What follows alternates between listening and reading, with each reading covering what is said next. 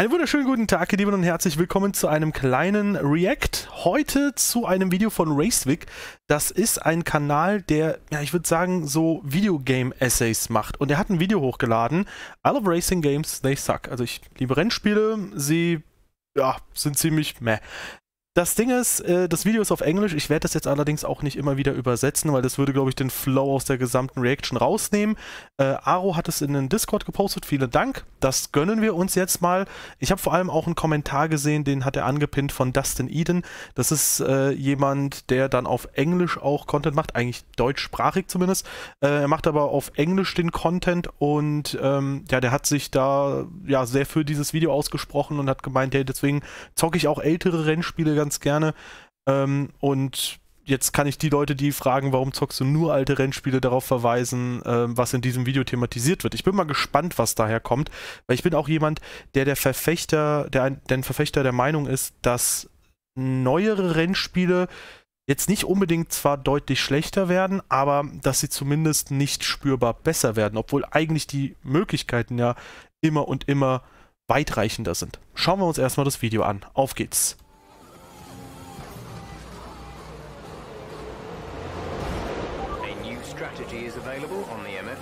Läuft. Believe it or not, this is one of the world's most acclaimed and best-selling racing games. A sequel to this, which was a sequel to this. Whoa, not okay there. So, does its successor, Formula 1 22, resolve these problems? Ich mache allerdings mal die Untertitel an. Ja, die Bugs hatte ich auch schon das ein oder andere Mal bei DragCar-TV gesehen. Sehr witzig tatsächlich. What do you think? I ain't got time for this. Was macht der Ferrari da? Literally lands on my fucking car, like. I've played this game for dozens of hours and conclude that it's beautiful to look at, richly complex, and exhilarating to play, while finding half the time it's broken. From its AI to online connections and AI over online connections. After 13 games of refinement and online play being one of this franchise's biggest selling points in and outside of the game, it manages to break in almost every session I'm in. Okay, krass, da muss ich tatsächlich sagen, ich habe das Gefühl, dass bei F1 22, so sehr ich das Spiel auch kritisiere immer wieder, dass da zumindest die Serverstabilität etwas besser ist, oder zumindest auch in 21, dass es so war, dass da ein bisschen mehr Serverstabilität hier und da gegeben ist, dass die Bugginess ein bisschen rausgenommen wurde. Weil so sehr ich zum Beispiel F1 2017 oder 18 auch liebe, ich hatte das Gefühl, dass da mir so weirde Fehler häufiger unterlaufen sind. Wobei wir haben in F1 22 auch mal ein Ligarennen nach wenigen Runden abgebrochen, weil da ist ein Safety Car rausgekommen und ist bei 2 Leuten das Spiel abgestürzt und die konnten sich nicht mal mehr anmelden im Spiel. Also das Spiel hat sich nicht mehr geöffnet, beziehungsweise die kamen nicht mehr ins Hauptmenü. However, this is my fault, because Formula 1 is actually one of the worst driving games on the market, made exclusively for children. According to YouTube comments. Ich dachte schon so, okay, wann kommt der Twist? As it says, real men don't play games, they play the far more sophisticated and superior simulators. So if these So stelle ich mir jeden iRacer vor. Ich mache nur Spaß, Leute. simulators are so much better. What happens when we take their word for it? One of the more recent is Automobilista 2, having gotten years' worth of content updates from its humble Brazilian developer Reza, adding dozens of cars, tracks, liveries, and vital improvements to the game itself. The gameplay that's infinitely more complex than F1 can ever hope to be in its driving model, weather conditions, strategies, and handling. Strategies zeigt erstmal ein Go-Kart zwischen 2 Trucks. Das Ding ist aber, bei Rennsimulationen, man muss es einerseits natürlich appreciaten, dass sie immer mehr versuchen, Komplexität in die Fahrphysik reinzubringen und dass man versucht, immer mehr an die Realität ranzukommen oder so, wie man die Realität fühlen würde, weil Realität wird es nie sein im Simracing. Aber das ist auf jeden Fall super, super stark. Es fällt allerdings auch auf, dass immer wieder teilweise sehr drastische Änderungen kommen. Und wenn jetzt zum Beispiel jemand sagt, hey, keine Ahnung, gab es ja von paar Jahren schon die Aussage, ja, iRacing ist das realistischste, Assetto Corsa Competizione ist das realistischste oder sonst was. Und dann kommt so eine wesentliche Änderung und wirft quasi alles über den Haufen. Dann finde ich das immer so interessant, weil eigentlich bricht es ja dann doch mit der eigenen Logik, dass das, was du bis dahin gespielt hast, super realistisch ist. Und außer du sagst, ja, jetzt ist es noch ein Ticken realistischer, aber da es meist so komplett diametral abweicht von dem, was du bis jetzt gezockt hast, eigentlich, ja, es ist halt, weiß ich nicht. Wir gucken mal weiter. Wir haben erst 2 Minuten gesehen. Enjoy it. But does it resolve F1's problems? Oh. The following is what happens when you use Rolling Stars. Okay, das passiert, wenn du rollende Starts nutzt. Und das war nicht das erste Mal. Ein paar Sekunden später. I'm still in the menu. Why is Jake overtaking us? Eine Sache gerade checken. Okay. I'm still in the menu. Why is Jake overtaking us? Why is Jake overtaking? Why is Orby overtaking us? Is this how Jake is gonna win? Why is Bartels in P1? Bartels is leading the race.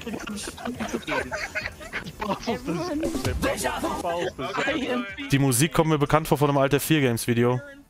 I still don't have any control over the car. I have 15 seconds, 35 seconds of penalties. 35 seconds. Right? It still says that. And it's going another lap? What the fuck? There it is! Ja, okay. Green! Yeah, what the shit? And that's not all. AI opponents phase through other racers. Pit crews appear in the middle of the road. Pit lane assists get you stuck. Players get penalties before the race starts. Disqualified players will flash in and out of a track for the entirety of a race. Alter, okay, komm on, das Letztere hätte man ja auch rausnehmen können. Also das ist, oder? They'll also leave a permanent shadow on the track. Races can start after the first corner. Certain vehicles will twerk on track. All vehicles mega twerk in the pits. Default cameras phase through vehicles. Restarting after a crash won't add your missing components. Whatever this is. Oh, and most of these existed in the last game to use this engine 6 years ago. Project Cars 2. One could argue this game's more fun to drive than F1, but in terms of cohesion and polish, there's no question as to which is more broken. Das ist halt das Ding, F1 kriegt so viel auf den Sack, ne? Aber letztendlich muss man sagen, was ja Rennspiele allgemein angeht, die haben schon so ein paar Aufgaben, die andere halt nicht haben. Also viele Spiele haben ja nicht mal so ein Safety-Car-System implementiert oder so. Die haben schon ein paar Aufgaben, etwas zu machen, die recht anspruchsvoll sind. Relativiert natürlich die Fehler nicht wirklich, aber zumindest ist es appreciatenswert, finde ich. And it's not just bugs, but design which can be confused for bugs. Default setups for Indy fail to reach their top speed. Involuntarily disconnected players are forbidden from ever rejoining a race in progress. Even these camera angles in the replay mode aren't available on the heads-up display, but hidden via keyboard shortcuts, also carried over from that 6-year-old game. Das sind so die Komplikationen oder die komplizierten Parts von so Rennsimulationen, die man nicht bräuchte, aber wo man auch sagen muss, da ist zum Beispiel F1 meist ein bisschen polierter. This is once again my fault.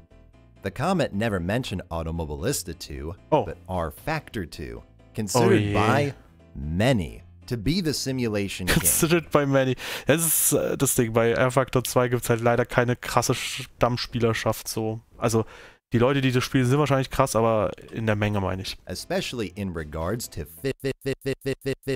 physics.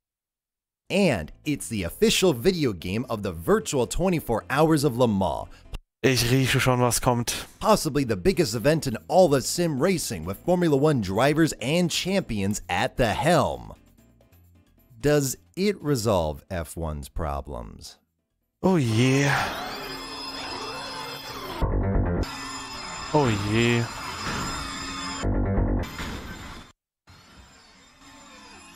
Okay, es geht tatsächlich primär um das Thema Bugs erstmal, oder was? Ich hoffe, dass später noch andere Themen kommen. Actually, that was 5 months ago. And recently, there was a patch fixing the AI that's been a problem since the Sebring update in 2018. Alter, okay. Never mind that. It's been fixed now. Just watch turn 1 at Skip Barber. Oh je. Sebring. Da wird es jetzt sicher irgendeinen geben, der sich das angeschaut hat und gedacht hat, boah, das ist so geil, dass die KI auch Fehler macht. Nürburgring. Oh je, oh je, oh je. Actually, you're not supposed to play R-Factor 2 offline. Online. Apparently. This game was really built for online competitions. 9 years after launch, filled with premium content and scheduled league racing where you can at any time sign up for a total of 5 events, half of which require multiple pieces of paid content. Oh je. Ah, so baust du dir halt aber auch keine Spielerschaft auf. Ich verstehe, dass man da das Spiel auch verkaufen möchte, aber ja, nee. Cars sell for $7 each. Circuits are sometimes double that. All for this pulse-pounding action. Ergänzung, das waren kanadische Dollar.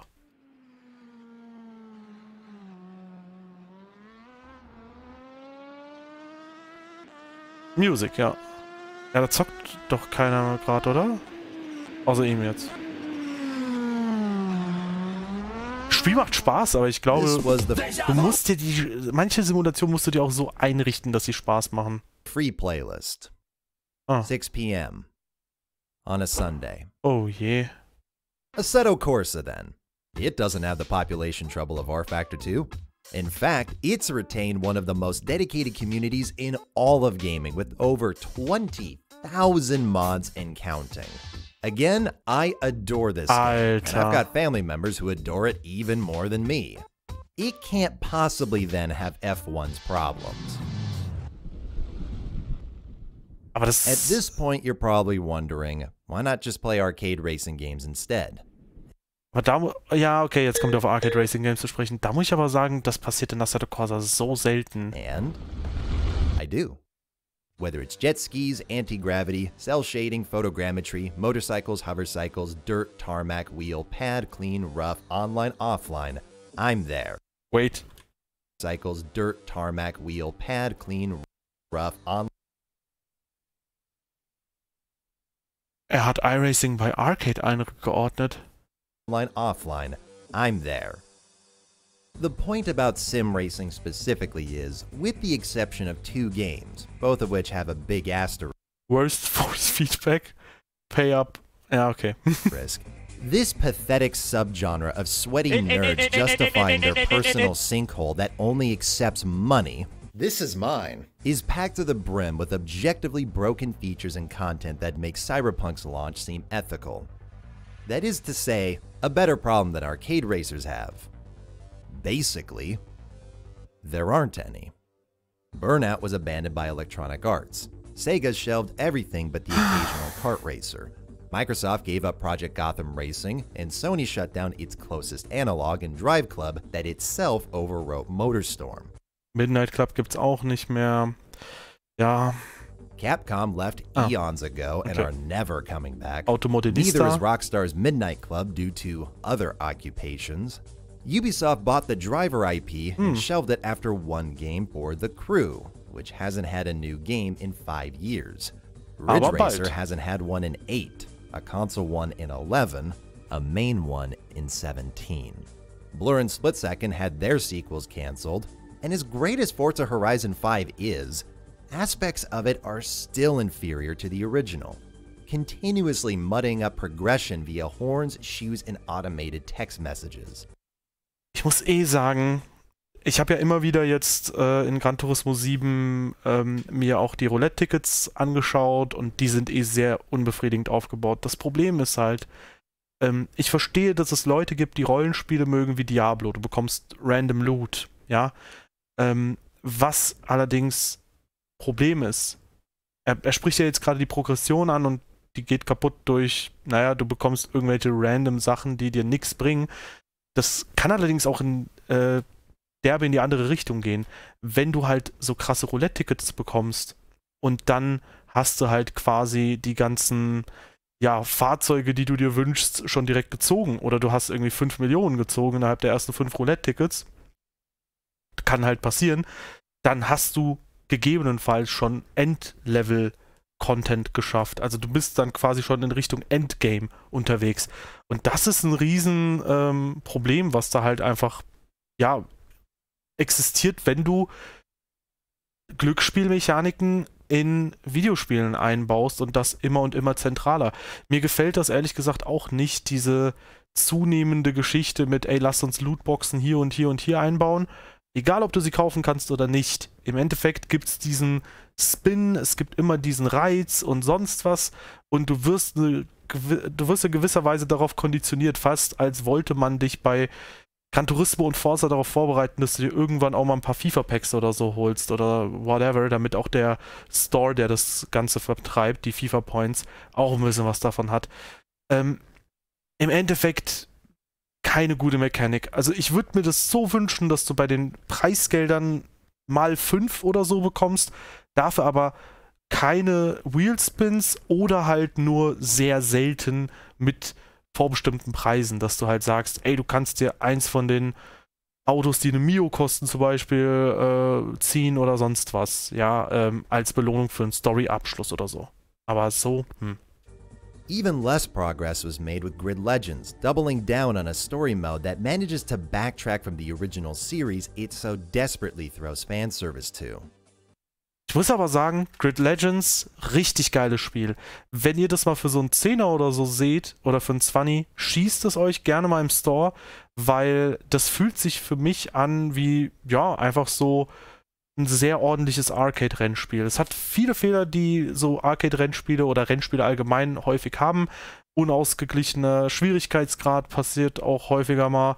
Du hast teilweise eine weirde Progression hier und da. Das Upgrade-System ist ein bisschen strange, weil du musst die Karre erst fahren, um sie zu upgraden, was meistens dazu führt, dass du die Meisterschaft fertig hast. Dann kannst du die Karre upgraden und dann brauchst du sie aber nicht mehr. Und so Sachen gibt's da halt. Aber es ist sehr cool. Story-Modus ist auch okay, kann man mitnehmen, aber es ist wirklich ein nettes Game.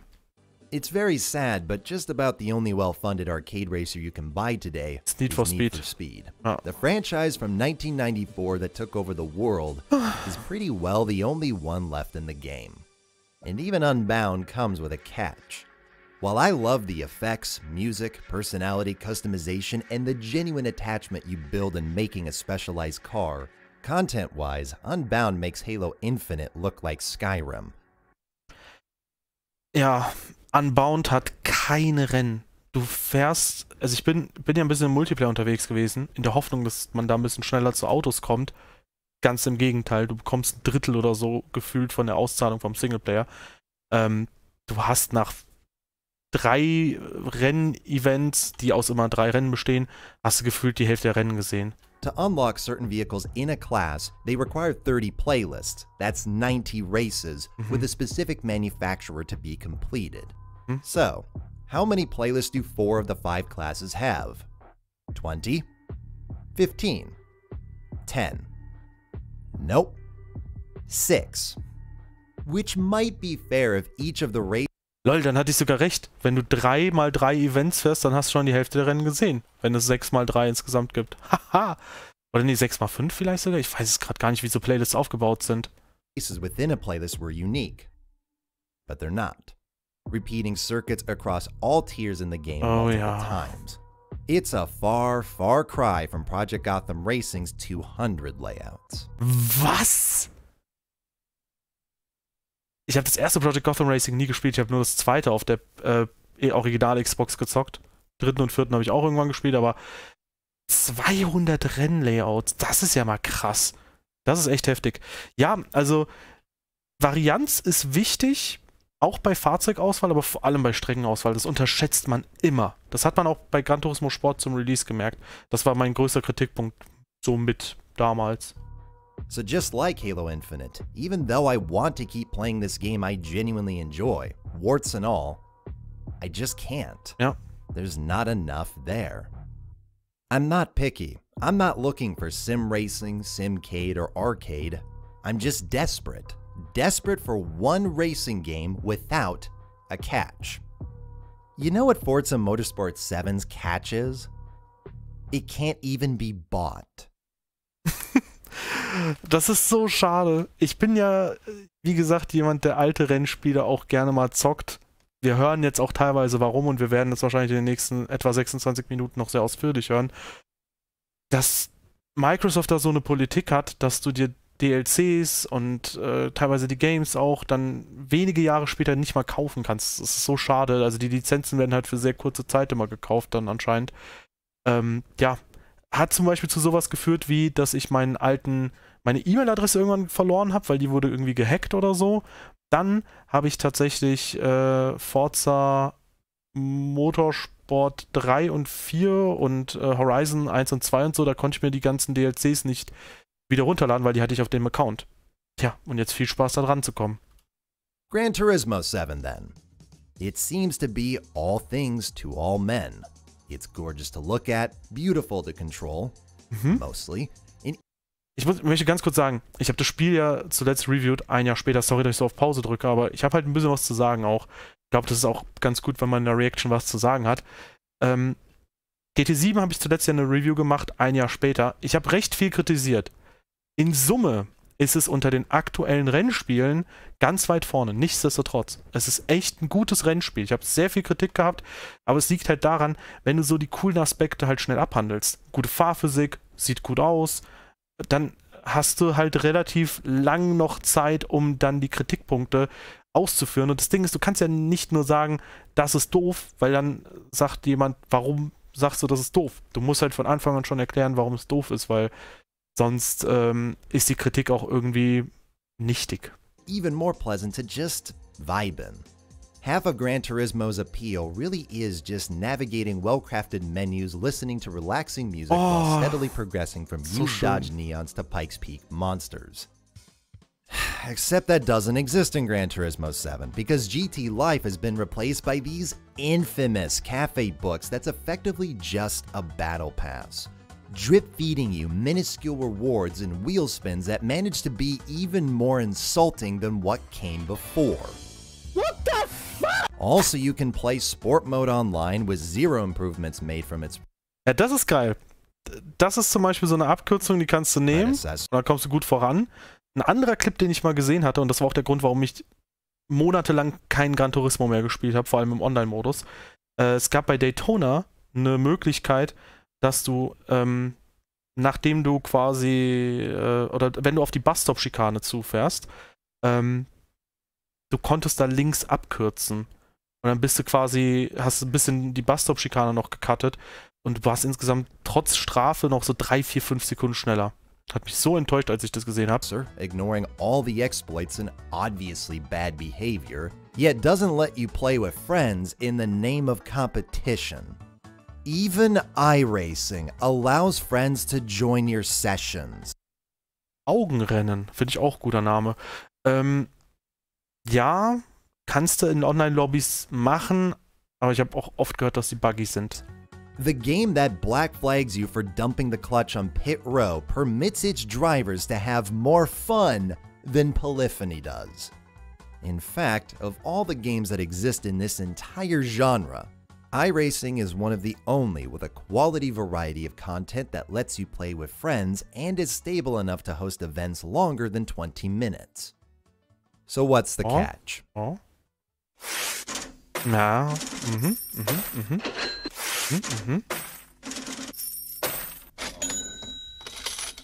Und das Ding ist, da muss man noch eine Sache sagen. Ich weiß jetzt nicht, wie kanadische Dollar zu normalen Dollar oder zu Euro umgerechnet werden, aber du musst noch eine weitere Sache bedenken in iRacing. Es gibt zwar auch verschiedene Fahrzeugkategorien und Rennklassen, wo du ohne Setup fahren kannst, aber sobald du irgendwas mit Setup fahren willst, brauchst entweder ein Team, das dir Zugang gibt zu Setups, oder du zahlst für Setups. Und das ist halt auch nochmal Big Uff. Und das ist mittlerweile auch in Assetto Corsa Competizione so. Vielleicht bin ich auch deswegen ein bisschen demotiviert, was das Spiel angeht. Weil in Assetto Corsa Competizione ist es halt leider mit dem Patch 1.8 dann so gekommen, dass die Standard-Setups, das Aggressive Preset, komplett unbrauchbar ist. No thank you. This here is an assortment of driving games released in the last decade. How many of them have a party system? Ja. Oh. Matchmaking. Custom lobbies. With bots. Okay, er nimmt Party System und Custom Lobbies getrennt, okay, ja. And custom presets. Online stability. A career mode that isn't bare bones. A story mode that isn't garbage. I think you get the picture. I love racing games. I always have. And I'm only binging them more now as an adult with groups of friends across all subgenres, and it's been fantastic fun. Dirt 3, Blur, and Driver San Francisco are some of the greatest multiplayer ever conceived. And once you've battled someone wheel to wheel for entire laps online, pushing each other on a wire right to the edge without ever falling off, a split-second firefight just seems kinda boring. Yet that's the reputation driving games have. And it's not because this genre isn't accessible to the greater gaming public. Far too many have disproven that.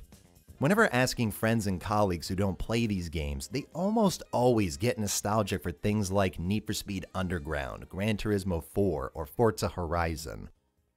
I think it's because in terms of game design and identity, right now, this genre is decades behind everything else. Ja, and danke. until these games are able to be varied, original, functional, and affordable at the same time, it's going to keep embarrassing itself. Ja, das Ding ist, er spricht ja eine Sache an, die wichtig ist, die super wichtig ist. Den Spielen fehlt's an Charakter, an Identität. Es fehlt an Spiel. Bei all den Diskussionen, Wheelspin, Roulette-Tickets in Gran Turismo, Legendary Cars in Gran Turismo, die immer wieder nur zwischendurch verfügbar sind, Online-Zwang, Bugs in Forza Horizon 5, dann, dass bestimmte Sachen halt einfach nicht funktionieren. Die Entwickler überlegen sich immer wieder Methoden und Sachen, womit sie auffallen können, was über die bisherigen Sachen hinausgeht. Es ist verständlich, dass man das machen möchte. Man möchte sich als Genre weiterentwickeln. Das Problem ist, bei all dem wird meist eine Sache vergessen. Und zwar, dass du ein Rennspiel entwickelst, was Spaß machen soll. Man möchte einfach ein gutes Rennspiel machen. That's it. Das ist es pretty much. Und das ist leider etwas, was hier komplett fehlt. Du hast keinen Fokus auf sowas wie gute KI. Er hat es ja angesprochen, die Feature-Palette, dass du mit anderen Leuten zocken kannst und so weiter und so fort. Das sind Sachen, die sehr, sehr marginal nur vorhanden sind. Und es ist teilweise unfassbar schwer, mit diesen Spielen auch Spaß zu haben. Und auch wirklich etwas zu haben, was deinen Ansprüchen irgendwie gerecht wird. Und ich habe auch das Gefühl, früher hast du häufiger Spiele mit Charakter gehabt. Die haben eine Richtung eingeschlagen, aber sie wussten, was sie machen und warum sie etwas machen wollen. Und heutzutage habe ich das Gefühl, irgendwie rennt gefühlt jedes Rennspiel so ein bisschen kopflos durch die Gegend rum und weiß gar nicht genau, was will ich überhaupt sein. So, und das ist eines der Probleme, glaube ich. Some of you knew this was coming. Video games across the globe have been pushing esports. I'm not really into it, but there's more than enough remarkable matches, players, casters, and productions over the years that das one war so can't krass. simply write it off. League of Legends. Unless it's racing, because despite all the funding, talent, and dedicated game design poured into it, we're still at a point where the biggest esports racing event in the world. Man muss aber auch dazu sagen, das Geld, was im Sim-Racing fließt, ist quasi null im Vergleich zu CSGO, League of Legends und Co. Deswegen ist auch hier ESL R1 mit Rennsport gerade ganz gut für E-Sport im Rennspielbereich. Had dozens of its competitors be disconnected on top of the entire server dying twice, along with its IP address being publicly available on Steam. Autsch. Ja, belastend. Could you imagine anything like this level of incompetence for League, Counter-Strike, or Siege? It wouldn't be allowed 10 years ago, let alone today. And while yes, this event was publicly ridiculed, I've got to ask, why did it take an all-new low to be reached until players finally stood up in unison to say that R-Factor 2 is broken? This event was nothing new. Max Verstappen, the star driver who called this clown show what it is, suffered connection errors in the same event 2 years ago. And the game's poor stability has been established in the community for years. Was passiert da? Yet it was persistently excused or ignored by fans and developers. Das muss man aber auch sagen, ne? Jedes Spiel hat so seine Schwächen. Wichtig ist einfach, die Sachen nicht zu relativieren. Ja. Krass. Also das wusste ich tatsächlich nicht. R-Factor 2 und Automobilista 2 sind auch solche Games. Ich meine, du kannst mit aktuellen Rennspielen Spaß haben. Das ist ja nicht so, als ob ich jetzt sagen würde, die sind schlecht und sonst was und keine Ahnung was. Eine Sache ist halt aber sehr relevant. Du musst quasi bestimmte Parts umschiffen und musst dich auf den Kern konzentrieren, wo du gerade Bock drauf hast. Es gibt zum Beispiel auch in Automobilista 2 komische Sachen, die kannst du theoretisch entschuldigen, kannst auch sagen, okay, ist nicht cool. Ich habe zum Beispiel in Imola probiert, mit dem 2001er Formel 1 Auto mal Zeitfahren zu machen, weil das auch ja gerade in der Liga gefahren wurde und ich mir dachte, ich gucke mal an, wie das Auto sich fährt. Es hatte halt standardmäßig anscheinend Regenreifen drauf. Wusste ich zu dem Zeitpunkt nicht, war 7, 8 Sekunden langsamer pro Runde und dachte mir, wie schlecht fährt sich das denn? Dass sowas passiert, ist halt, da kann man dann natürlich sagen, ja, wenig Budget. Aber ja, es ist halt trotzdem ein Problem, was auftritt. In favor of adding more overpriced content that was always celebrated. This is why. This is why the genre sucks. When a game's been demanding money, and lots of it, for 10 fucking years, and it still can't offer a reliable experience online or off, what's to defend? And when an entire genre has been lagging behind everything else in a multi-billion-dollar industry, everybody should be saying so. Das Ding ist aber, ich würde es halt nicht verknüpfen. Ich würde jetzt nicht sagen, hey, ihr verkauft überteuerten Content und steckt das nicht in die Serverarchitektur rein, weil das Problem ist halt, es kostet halt erstmal sehr viel Geld, die Lizenzen zu bekommen. Ich habe mal 1, 2 Zahlen gehört für ein paar Premium-Marken, da sind mir fast schon die Augen aus dem Kopf gefallen. Ich dachte mir so, wenn ich irgendwann mal ein Rennspiel mache, so à la Burnout, dann gibt es da keine lizenzierten Autos. Fertig. Wird doch wahrscheinlich für ein Burnout-artiges Spiel niemand zulassen. Aber das ist schon krass, was du da zahlen musst. Und da muss man jetzt fairerweise sagen, wenn so ein R-Factor 2 neue Content-Geschichten hat, dann kannst du halt schlecht sagen, also man hat Glück, wenn das Break-Even geht, wenn das gleich auf ist, ja, und also das, ja, wenn die Ausgaben und Einnahmen sich da halbwegs decken, weil das ist teilweise echt arg teuer. Vielleicht sollten wir langsam an den Punkt kommen, aber das wird wahrscheinlich erstmal nicht passieren, es sei denn, die Spiele sagen, hey, wir zahlen jetzt nicht mehr für Lizenzen, aber dann würden die Spieler die Spiele nicht mehr zocken, die keine Lizenzen haben, dass vielleicht aber Fahrzeughersteller ein bisschen weniger Kohle einsacken und dass man vielleicht mehr diesen Promotion-Effekt mitnimmt. Weil wenn ich ganz ehrlich bin, meine Liebe zu Autos und zu bestimmten Automobilen, die ist durch Rennspiele so drastisch gewachsen. Ob es jetzt, keine Ahnung, der Mazda 787B ist, wodurch ich eine irrationale, ja doch, Sympathie für Mazda empfinde, obwohl ich noch nie einen Mazda gefahren bin oder sonst was. Ob das ein Toyota GT1 ist, selbiges gilt dann auch für Toyota-Fahrzeuge.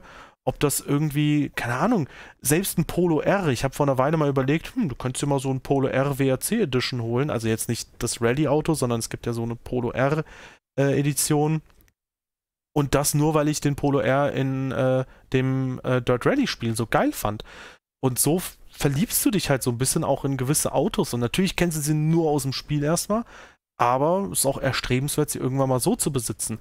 Aus meiner Kindheit, ja, die alten Need for Speed Spiele, die hatten Mercedes CLK GTR, natürlich. Und da willst du auch irgendwann einen haben, wenn du siehst, was so eine geile Karre das ist. In Project Gotham Racing 2 war es das Preisauto, wenn du alles auf Gold gemacht hast. Ja. Platin gab es auch, dafür gab es einen Sabera Speed 12, aber der TVR ist nett, aber ja. I said I'm desperate, which I am. But more than that, I'm tired. And there's 3 things in particular I'm really tired of. Ha! Wie gesagt, Prioritäten. Ah, jetzt hätte ich das Video schon geguckt. Man entwickelt irgendwas, aber man... Oder vielleicht spricht er was anderes an. Ich hatte diese Phase aber auch. Ich war so müde von aktuellen Rennspielen und dann kam Gran Turismo 3 Let's Play, Forza 3 Let's Play, die alten F1-Games. Ja. The AI in F1 22, treating players as if they kicked their granny in the cooter. It doesn't exist in Grid Legends. There is the Nemesis system, where drivers you've made ongi will take themselves out of the race trying to kill you, but everyone else backs off when they're approaching corners and only charges up the inside when there's a viable chance to overtake, and it's nonsense. Because this is Codemaster's arcade racer. Vehicles are built like a Toyota Hilux, handling's more forgiving than my mother, and the AI crashes themselves out every race in spectacular fashion. Why isn't the AI behavior in these 2 games swapped? Why not use F122's aggression in the game that supports it? Is being a nemesis against 1 or 2 drivers really so vital that the other 20 need to be pushovers on the highest difficulty? I can only judge from the outside, but from the outside, it's hard to understand the priorities this company has regarding its franchises. Now, how a game can weigh said priorities is varied, but it's almost always present in this genre. Returning to Automobilista 2, it had a gap between Part 2 and Part 3 of its USA expansion of 11 months. Suffering delay after delay as Reiza's tiny team devoted themselves to converting their overtly unpolished game into an oval racer. And it sucks. The AI doesn't know how to handle these circuits or the pack racing they create. Currently, GT1s feel more like Indy cars than the Indy cars. And after all of that, the total number of super speedways is 3. I don't get it. I don't get why adding one niche mode the game can't properly facilitate nor host enough content for, even if people did love it, was what demanded top priority for a year. And if the development team is so small, why promise not 2 or 3 Indy cars, but 17 of them? Was? Ich hab das ja letztens erst tatsächlich gespielt zum ersten Mal, Automobilista 2, und ich habe ja die ganzen DLCs, aber ich wusste nicht, dass die alle mit so einem Pack dazu gekommen sind. Was geht denn hier ab? Ja, läuft. Das Ding ist, selbiges kann man auch zum Beispiel für Forza Horizon 5 feststellen. Das Rally-DLC könnte ganz nett werden. Rally ist, glaube ich, aber oder Offroad nicht unbedingt das Bevorzugte in Forza Horizon. Und jetzt mal ganz ehrlich, es wurden irgendwie, glaube ich, 9 neue Autos angekündigt. Meisten davon sind Trophy-Trucks. Und jetzt mal Hand aufs Herz. Glaubt ihr, dass ein Großteil der Menschen sehr viel Wert auf Trophy-Trucks legt? Ich glaube nicht. Why do that to yourself? And who is asking for it? The bloat is of galactic proportions. Das sieht geil aus. It's no coincidence that one of the only games in this genre that's stable online is dedicated to one style of racing. It's got plenty of other faults, but dumping heaps of time and money into bad content nobody plays isn't one of them. I mean, who played the music drive in GT7 outside of waiting for the game to install? Drove the supercars in F1 20? Oh Gott, ja. So viele Features, die er jetzt aufzählt, die mir jetzt auch in den Sinn kommen. Die Musikgeschichte in Gran Turismo, das Musikreplay, die Supercars in F1 22 kennt jeder. Or grinded in Project Cars 3. It's so much of this crap that's led to games which failed to improve upon their predecessors from 2 console generations ago. Man muss sagen, Project Cars 3 wäre in meiner Ansicht das bessere Grid 2019 gewesen, wenn es nicht so unfassbar grindy gewesen wäre. And broken fundamentals of the experience being left virtually unchanged. And by fundamentals, I don't mean simulation, because... Oh Gott. Oh je. Er nimmt nicht nur die Rennspiele Hops, sondern auch einen gewissen Teil der Rennspiel-Community. Die Leute, die immer schreien, dass ihr Spiel das beste, realistischste ist und oh je. Simulator is just a name. and I feel like we had a better understanding of this when I was a kid. My dad didn't buy Gran Turismo reading that subtitle thinking, wow, it is real life. Racing sims no different than Spectacle Fighter, Dungeon Crawler, or Metroidvania. It was just meant to distinguish these games from Mario Kart and Ridge Racer. Aber man hat sich damals schon gedacht, Gran Turismo sieht aus wie echt, auch wenn man es aus heutiger Sicht nicht versteht. It wasn't taken so goddamn literally that you had gamers arguing with real racing drivers about their own cars. Ja, das ist so geil! Das ist so geil! Wenn man, weißt du, wenn die Leute einen ansprechen und sagen, ja, aber, ach Gott. Das Ding ist, im Internet musst du eine Sache lernen, weil es gibt immer eine Kontrameinung und im Zweifel musst du das Selbstbewusstsein haben und sagen, du kannst das ruhig denken, aber wir kommen nicht auf einen Nenner. Es ist das Selbstbewusstsein, du musst manchmal so diese Ruhe haben. I don't care how much CPU data is being used to accurately model tires, your simulation is still a video game and far too often a really bad one. This quote from IGN about Gran Turismo 5 has only gotten worse. Gran Turismo is a 10 out of 10 simulator wrapped up in a 5 out of 10. Hä? Ja. If GT5 is a 5 out of 10 game with its clunky interface, recycled car list, and dated online play, what's Assetto Corsa? It might be a better simulator, but as a game, Der Kopf da oben. It's not even in the same galaxy. The UI is so bad, the community had to. Ja, ich wollte gerade sagen, ja, das ist noch nicht mal das UI, das ist tatsächlich hier der Content Manager. Den solltet ihr euch übrigens holen, wenn ihr euch Assetto Corsa kauft. To make their own launcher to avoid it. There's no music, artwork, sounds, or style of any capacity, something even early Sims often had. And a career. Sowas meine ich aber auch tatsächlich bei F1 22. Du hast eine Aufmachung, das ist alles schön. Du fühlst dich irgendwie so, als würdest du dich irgendwo reinlegen, so, und jemand umarmt dich und sagt so, komm, spielen wir das Spiel und so. Das ist halt das Coole bei F1, dass die Aufmachung drumherum halt sehr schön ist. Mode that's so half-assed, I keep forgetting it even exists. Ja, Karriere in ACs. And R-Factor 2 is even worse. Then, after all the blood, sweat, and tears poured into making a game that's literally sacrificing everything in the name of realism, the games host a big competition that utterly discredits the product as anything other than just that. A game. After a while, I started to realize, you know, we're not actually driving a sim anymore. We're turning it into an arcade through setting up the cars in a way that's not realistic, through changing my driving style in a way that just was like driving something on NASCAR 08. It got to the point where it just didn't feel like racing anymore. It felt like some sort of arcade video game. It's the same thing in R-Factor. It's the same thing in Assetto Corsa. These are games. And as much fun as I have setting up races in Assetto Corsa that aren't possible anywhere else. Was war das denn für ein Spiel? Ah, das ist Assetto Corsa mit. Assetto Corsa mit so einer Gran Turismo. Also Assetto Corsa erkenne ich daran, dass es oben in der Mitte die Rundenanzeige hat.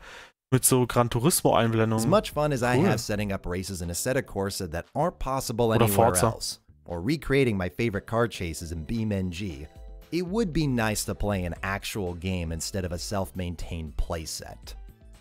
What does it say about this subgenre that one of the most notable features about Project Cars 2 is being able to host private lobbies? You know what game let you do that? Halo 2 on the Xbox. Creative bankruptcy. Oh. You know why Need for Speed Unbound's graffiti effects were controversial? Because it's the first racing game in years that doesn't look identical to everything else on the market.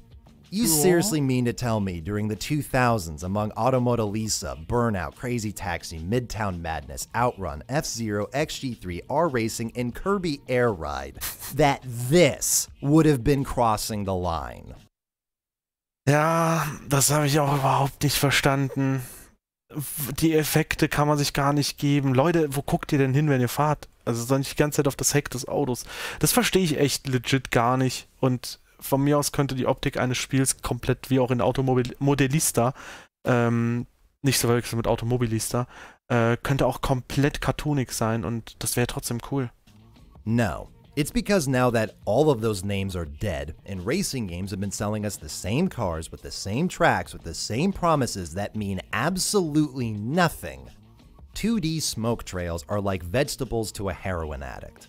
It'd been so long since a racing game had a truly unapologetic style and identity that it was a shock to people's systems. The reason casual players don't pay attention to racing games, aside from their generally middling production value, is because they can't tell the difference between them.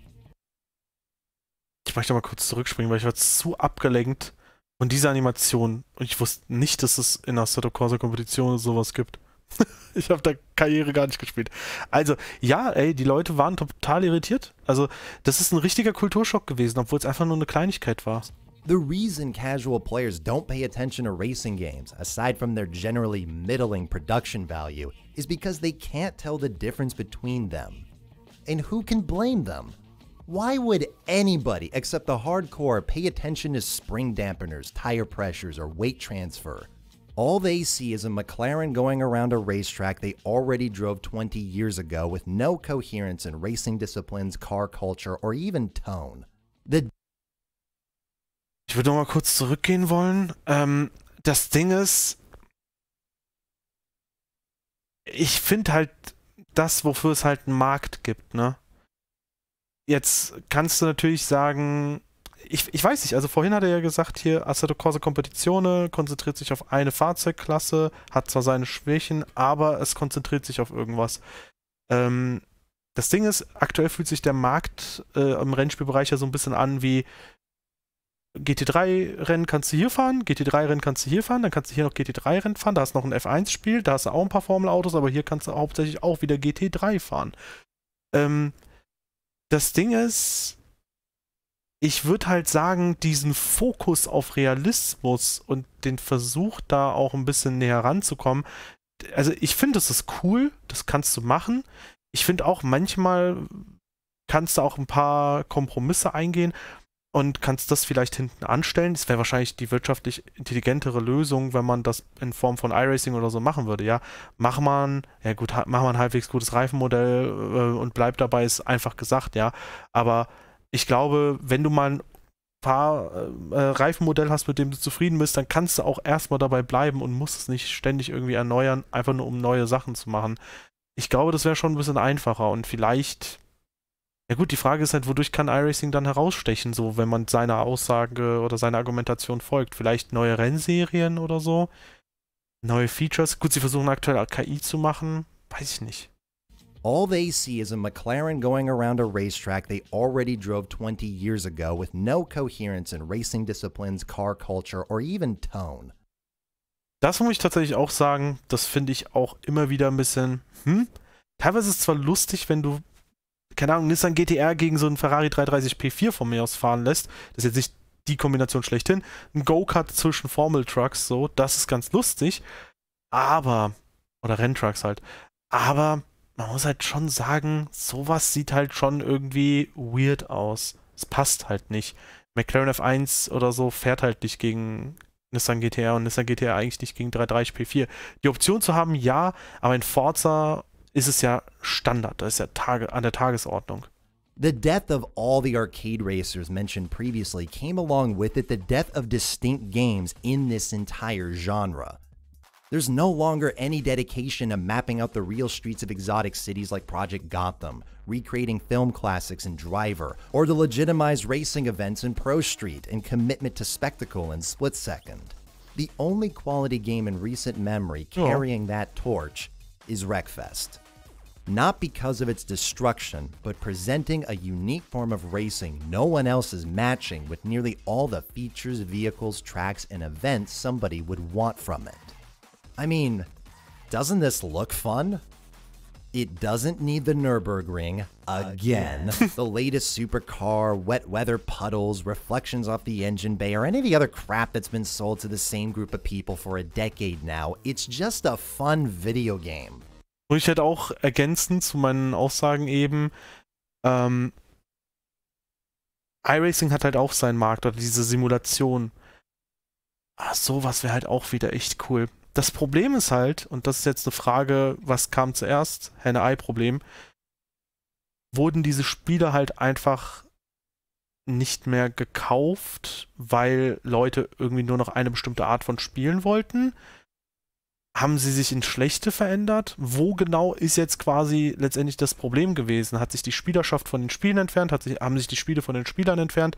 Wo genau ist die Wurzel des Problems? Und würde sich so ein Spiel heutzutage noch sehr gut verkaufen? Wreckfest ist ja zum Glück etwas, was sich ganz gut verkauft, aber weiß ich nicht, ob das für viele andere Spiele gilt. Made by people who had their priorities straight, weren't hung up on creating an impossible simulation, and were dedicated to properly evolving what creatively set them on the map. Ja, and to everyone that says, you can't do anything new with a racing game, I've got something to share with you. Okay, jetzt bin ich gespannt. Redout 2?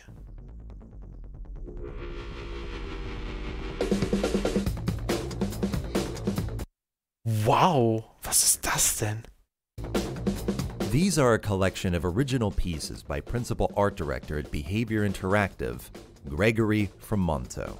And I'm seeing in these images a racing game I've never played before. Not Need for Speed meets Burnout, not Forza meets Test Drive Unlimited, but Dirt meets Half-Life. Flicking a Quattro through City 17's streets, sliding out 37s underneath Authority ships, stopping outside megastructures, refueling in the desert, partying outside the city, or going head-to-head on an aircraft carrier. Wobei man halt sagen muss, das ist ein richtig ambitioniertes Spiel, also. I'm imagining stages that take place within derelict spaceships, airdropping onto futuristic cities, Pathfinder as your navigator, and teleporting between multiple environments in a single stage. You could do anything. Imagine letting a stage designer go nuts with this. What would happen in a game where the cars are of our world, but the levels aren't? Ja, warum gibt's nicht irgendein Arcade-Rennspiel oder so, oder irgendein Rennspiel, was dich diese lustige Aussage nachspielen lässt? Formel-1-Autos würden so viel Downforce haben, sie könnten auch an der Decke fahren. Wie geil wäre das denn? And this is all just one concept. Did you know it's been 20 years since the last F-Zero game, and that Shigeru Miyamoto claimed to not have a single idea for a new game in those 20 years? Off the top of my head, F-Zero's my team with R&D trees, contract negotiations, and rivalry systems. To my understanding, Capcom doesn't own a patent to sell shaded cars. Anybody could try Jet Set Radio meets Gran Turismo once more. It is criminal. The only driving game to utilize Driver San Francisco's shift mechanic is Driver San Francisco. Make a game that finally iterates NASCAR's respect meter, or roleplay as your driver to the point of sustaining injuries during crashes or maybe being put out for good. Starting a new run in a new age a la Reigns. Put a Need for Speed game in Night City with its set of cars, or a Twisted... Boah, das wäre geil. Holy moly, stimmt, Need for Speed in einem Zukunftssetting oder in so einer richtig geilen Vergangenheit. Imagine so Need for Speed in den 80er Jahren. Da könntest du natürlich nur alte Autos einbauen, aber holy moly. Metal game in Mad Max with its set of cars. And those are just high-level concepts. That's before innovating within the games themselves, like player-controlled practice zones a la the Riff Repeater in Rocksmith, letting people party up into teams of 2 online in season events, or take F1's career mode online with a league of competitors individually developing their cars and transferring teams. Das wäre halt krass, wenn das gehen würde. Ich kann mir halt vorstellen, dass... Also da muss man halt sagen, wie machbar ist sowas. Ein neues Setting und so machen und viele andere Ideen, die er hatte. Coole Ideen, by the way. Machbar, aber sowas ist halt, glaube ich, recht schwierig, wenn du online halt... Weil der Spielstand muss ja... Also wir haben ja vorhin gesehen, selbst die Rennen an sich können dir teilweise nicht vernünftig laufen. Und wenn du das dann quasi auch noch auf Entwicklung und Co. beziehst und das alles gesynkt sein muss... Schwierig. There's so much originality ripe for the taking in this genre that'd be accessible to everybody, not just the hardcore fans enduring this current drought. and thankfully some of it is available in the indie scene. With Art of Rally's superb original soundtrack and clean aesthetic, Inertial Drift's completely new take on a manner a driving game is played, and Spin Tires, which has evolved into the Mud Runner series, creating such an original yet intuitive off-road driving model. Even cool, MMOs are ripping it off. The indies don't excuse, however, the overall genre's current state, its lack of innovation, priorities, self-awareness, or most importantly, progress. I am not disrespecting the amazing work that's been done in this space, only that things like laser scan circuits, direct communication with race teams, and budgets that are among the highest in recorded history are being wasted. The best Forza is over 10 years old. Oh yeah. The best Need for Speed is nearly 20. The best rally game is 1 year from 20, the 2 best NASCAR games are 20, and the best F1 game is more than 20. Ist das Rechtshandspiel? Ich dachte iRacing in einem frühen Zustand vielleicht, aber... Best NASCAR games are 20, and the best F1 game is more than 20. And the best IndyCar game is a lot older than that. Alter, spielt's halt legit mit Lenkrad. Der hat hier Simicube-Pedale, nee, nicht Simicube, sorry, Heusingfeld-Pedale und Fanatec-Lenkrad. Wie geil ist das denn? Da würde man nie drauf tippen, dass das kompatibel ist. The GT3 cars in Assetto Corsa Competizione are more enjoyable. Alter, was hat er gesagt? Oh je.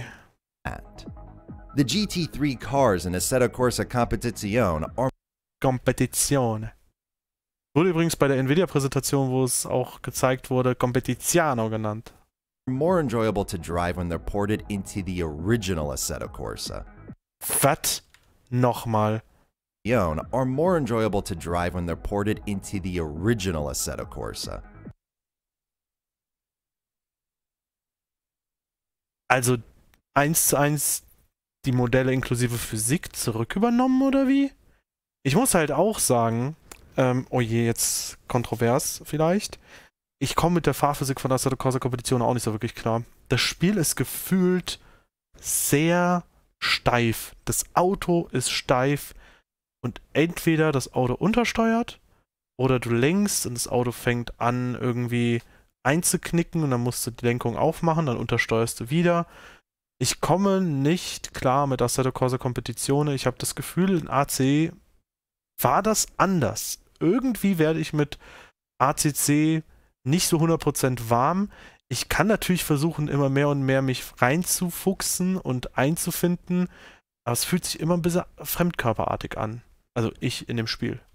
Forza Motorsport 4 sounds better than 7. Alter, nee, oder? Ich habe sogar letztens einen Tweet gesehen, wo jemand was aus Forza 4 geteilt hat und Forza 7, nee, aus dem neuen Forza Motorsport, glaube ich sogar. Und da sah das aus Forza 4 teilweise besser aus. Weil ich mir auch denke, wie?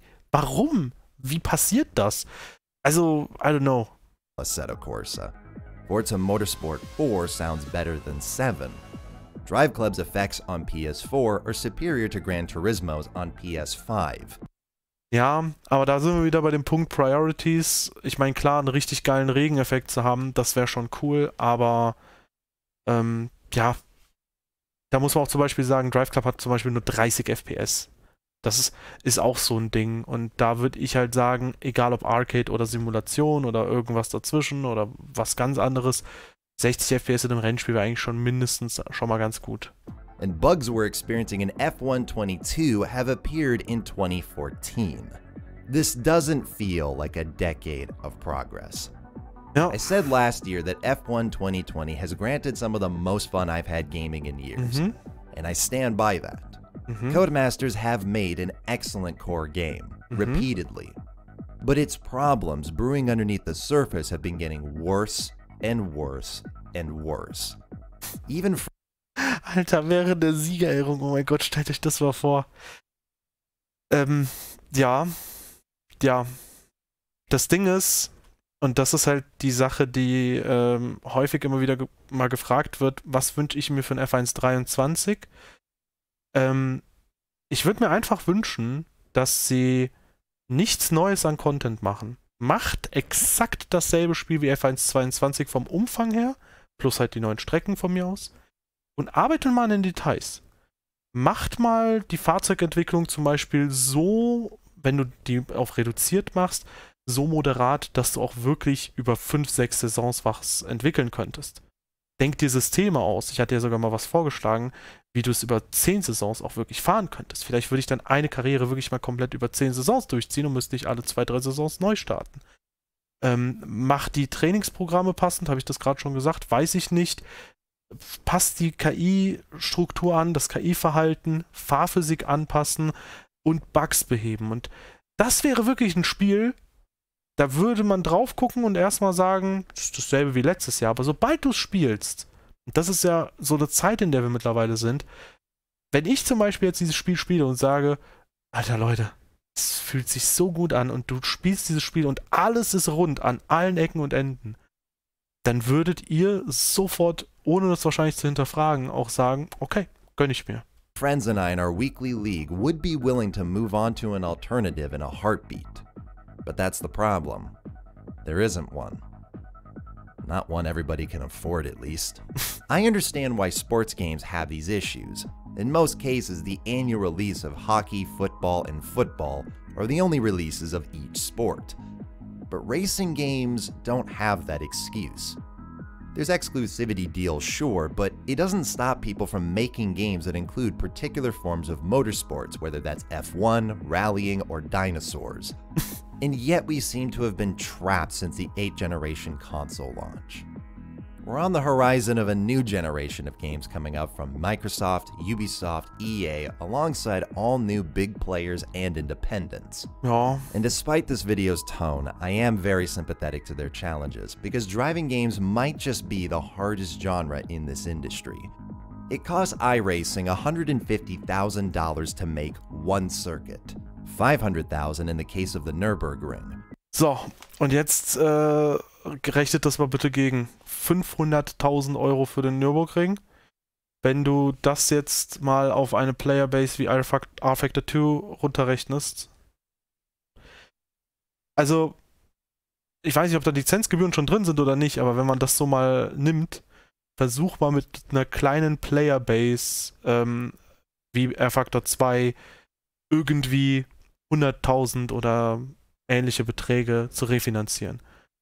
Und ja, da, wie gesagt, da bleibt vielleicht nicht genug Geld, um irgendwie die Serverarchitektur großartig nochmal zu überarbeiten. Wie gesagt, ist keine Entschuldigung, rechtfertigt das nicht, aber das braucht man, finde ich, für den Kontext ein bisschen. Need for Speed uses 12 microphones to record a single vehicle. Technology like the Madness engine calculates so many variables for the circuits, vehicles, and weather that developers are still reining it in over 10 years since it debuted. From keeping a circuit driven, welches Feature? 12 microphones to record a single vehicle. Technology like the Madness engine calculates so many variables for the circuits. Madness engine? Ist das Project Cars? Vehicles and weather that developers are still reining it in over 10 years since it debuted. Ich habe leider gerade keine Ahnung, welches Dings das ist. Es tut mir leid, die Engine-Namen kenne ich gerade nicht auswendig und ich erkenne leider auch das Spiel gerade nicht. From keeping a circuit driven thousands of times varied, to syncing dozens of players all over the world with pixel precision, and creating hundreds and hundreds and hundreds of unique vehicles that all look, sound, and feel great. These games challenge virtually every facet of technology, feedback, and design. By the way, wo er meinte, man kann die Spiele nicht auseinanderhalten, jetzt sogar mir passiert. But if these games are going to charge top dollar, and they very much are, then it isn't wrong to expect them to evolve. More than anything, I just want these games to be judged within the industry they're a part of. For too long, people in and outside of the community have been dividing them up into different subgenres, isolating them from each other, let alone shooters, roguelikes, MOBAs, RPGs, etc. And all it's accomplished is complacency from publishers, developers, and even players. And if that never changes, this genre never will. Ja, Ich glaube ja tatsächlich, so ein kleiner Blick zurück in die Zeit könnte manchen Games gut helfen, dass man dort vielleicht, ja, so ein bisschen wieder Inspiration hat, wo die Reise hinzugehen hat. Du musst nicht in Form von jedem Rennspiel immer komplexer, krasser und sonst was werden. Das gab es schon teilweise früher. Früher war die Diskussion rundherum um die Frage, was ist die realistischste Rennsimulation, wie schwer ist eine Rennsimulation zu steuern. Und dann haben Leute oft das erste R-Faktor genannt oder so und dann hat man gesagt, ja, das ist aber noch schwieriger zu fahren und keine Ahnung was. Diese ganze Realismusdebatte macht halt auch schon sehr viel kaputt in Rennspielen, weil ich weiß nicht, bei Gran Turismo zum Beispiel, da gibt es ja auch immer wieder die Leute, die sagen, ja, so Arcade-Schrott gönne ich mir nicht. Wenn du jetzt die reine Fahrphysik meinst, dann verstehe ich den Punkt halt nicht, weil es hat halt eine andere Orientierung als manch anderes Game. Lass es das doch haben. Und gut, wenn du den Rennansatz so kritisierst, das ist, finde ich, valide, weil die Rennen in Gran Turismo, hier die Menübücherrennen, die fühlen sich teilweise sehr arcadey an. Aber ja, im Endeffekt denke ich, es ist einfach sehr kontraproduktiv, wenn man, wie er es jetzt halt gerade formuliert, versucht, jedes Spiel in dieselbe Ecke zu drängen oder wenn jeder Entwickler versucht irgendwie, oder wenn viele Entwickler versuchen, in dieselbe Richtung zu gehen. Auch Forza Motorsport. Es versucht, realistischer zu sein. Es ist mehr Details als je zuvor, mehr errechnete Daten und so weiter und so fort. Sei doch einfach wieder ein gutes Forza Motorsport. Hab doch eine KI, die nachvollziehbar fährt.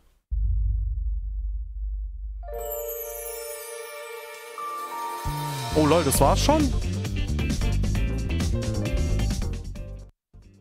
So, I kinda wish I got COVID, because what I had instead seemed to be a hell of a lot worse. The gods of gaming punished me for canceling a Dead Space video I was working on in January so much that I couldn't do anything for the next 3 weeks, coughing my lungs out enough times that there was no break in between to sleep. Sorry for being gone for so long, and especially if you were looking for a less niche topic. But I had to admit that this was the video I really wanted to make. And before answering questions, I want to tell you that I'm now working with a company called More Yellow, who are looking for sponsorships. Despite my warnings that I am extremely picky and have turned down every single offer in the past. I'm apprehensive. I've already supplied them a long list of those who I don't want anywhere near me, and should an ad ever be on the table, I'm going to run it by my patrons first, to assure their placement isn't detrimental. That's all for now. We'll see what happens in the future. In the meantime, balls. Only if they're innovative. Why do you look like that? Like what? What's the best game, and why is it most wanted 2005? You know, this is exactly the bait I expect from somebody who asks me balls. What's the most forgettable car in most wanted 2005? Of the whole roster? Mazda RX-8. CLK. Warum erinnere ich mich so gut an das Auto, was ich am vergessenswürdigsten finde? Got you, Casey. The Clio. At least that's the car I keep forgetting is in the game, which is weird because the Clio V6 is one of my favorite cars. Ja, das ist geil. I never use it in that game, probably because it fits the game's American industrial atmosphere about as well as a baguette belongs in a diner. Ich weiß jetzt halt nicht, ob ich die Fragen noch mir groß gerade anhören will oder vielleicht noch selbst was dazu sagen will. Ich lasse es einfach mal im Hintergrund gerade laufen. Also ja gut, Dead Space Remake brauchen wir eigentlich nicht. Das Ding ist halt folgendes. Wie gesagt, ich habe schon das Gefühl, er hat mit vielen, vielen Punkten recht. An manchen Punkten tut er den Spielen, glaube ich, ein bisschen Unrecht auch. Aber ich sag mal so, wenn du was kritisierst, man kann halt auch mal über die Stränge schlagen, ist auch okay. Ich meine, ich sage ja auch manche Sachen, wo ja, man dann vielleicht als erfahrener Programmierer sagen würde, ja Dave, so einfach wie du dir das vorstellst, ist es halt nicht. Aber ich denke auch, es gibt einfach Sachen, die brauchst du nicht zu fokussen, ob das jetzt so wesentliche Sachen sind wie, hey, wir möchten mehr Realismus in unser Rennspiel bringen oder ob das sowas ist wie zum Beispiel in Gran Turismo, keine Ahnung, wir wollen Roulette-Tickets einführen und stecken da Entwicklungszeit rein, auch wenn es nur eine Sekunde ist. Jede Sekunde für Roulette-Tickets ist zu viel und ja, genauso eigentlich auch mit vielen, vielen weiteren Features in vielen, vielen anderen Rennspielen. Er hat ja einiges aufgezählt. Supercars in F1, F1 Live hätte er auch noch anführen können, was ja auch einfach ein Punkt ist, der kompletter Quatsch ist. Also, es gibt halt wirklich einige Geschichten, wo ich mir denke, hey, wenn du das jetzt mal sehr vernünftig umsetzen würdest und wenn du eine klare Vision hättest, dann wäre das, glaube ich, schon richtig, richtig, richtig, richtig, richtig cool. Aber oft versuchen halt, ja, Spieleentwickler, finde ich, in falschen Bereichen irgendwie eine Innovation zu machen. Und da, wo sie mal was cool machen könnten, bleiben sie halt zu konservativ. Und ja, vielleicht manchmal auch einfach ein bisschen, vielleicht sind sie auch manchmal ein bisschen lost. Ich meine zum Beispiel Oval Racing in Automobilista 2 hat er kritisiert, hätte ja cool werden können.